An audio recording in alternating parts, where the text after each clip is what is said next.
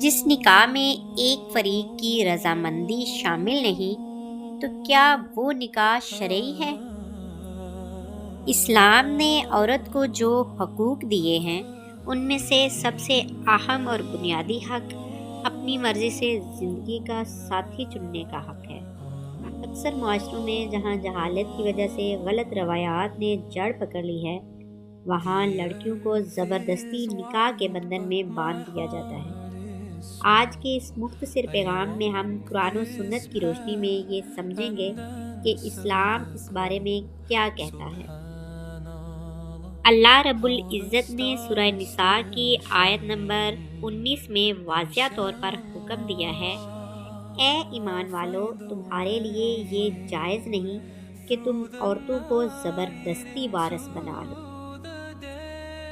اس آیت میں لفظ کرہا یعنی زبردستی کا استعمال ہوا ہے۔ علماء فرماتے ہیں کہ جیسے زبردستی کسی کو اپنے نکاح میں رکھنا یا اسے ورثہ میں دبا لینا حرام ہے، ویسے ہی کسی لڑکی کو اس کی مرضی کے بغیر نکاح کے لیے مجبور کرنا بھی اللہ کے نزدیک ناپسندیدہ اور ناجائز عمل ہے۔ اسلام عورت کو ایک خود مختار انسان تسلیم کرتا ہے، کوئی چیز نہیں جس کا سودا کیا جا سکے۔ آقا کریم صلی اللہ علیہ وآلہ وسلم نے اس معاملے میں بالکل واضح اصول طے فرما دیے ہیں۔ صحیح بخاری اور صحیح مسلم کی متفق علیہ حدیث ہے کہ کنواری لڑکی کا نکاح اس کی اجازت کے بغیر نہ کیا جائے۔ یہ قانون اتنا سخت ہے کہ اگر کوئی ولی، والد یا سرپرست بھی اپنی مرضی مسلط کرنے کی کوشش کرے تو اسلام اس کی اجازت نہیں دیتا۔ سنن ابی داؤد کی ایک روایت سے ہمیں ایک روشن مثال ملتی ہے۔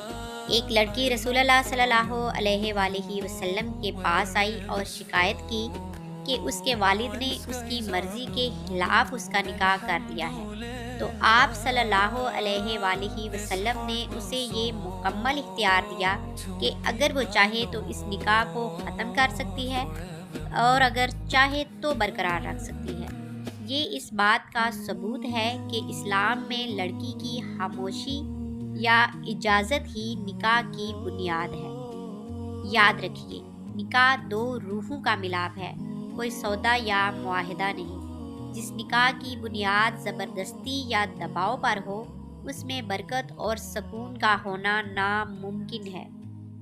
والدین اور سرپرستوں کو چاہیے کہ وہ اپنی بیٹیوں اور بہنوں کی رائے کا احترام کریں۔ لڑکیوں کو بھی یہ حق حاصل ہے کہ وہ اپنی پسند اور ناپسند کا اظہار باعزت طریقے سے کریں۔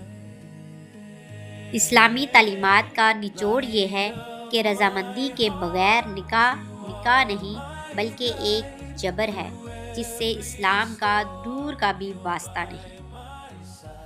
معاشرتی دباؤ یا برادری کی روایات اللہ اور اس کے رسول صلی اللہ علیہ وآلہ وسلم کے احکامات سے زیادہ اہم نہیں ہو سکتی۔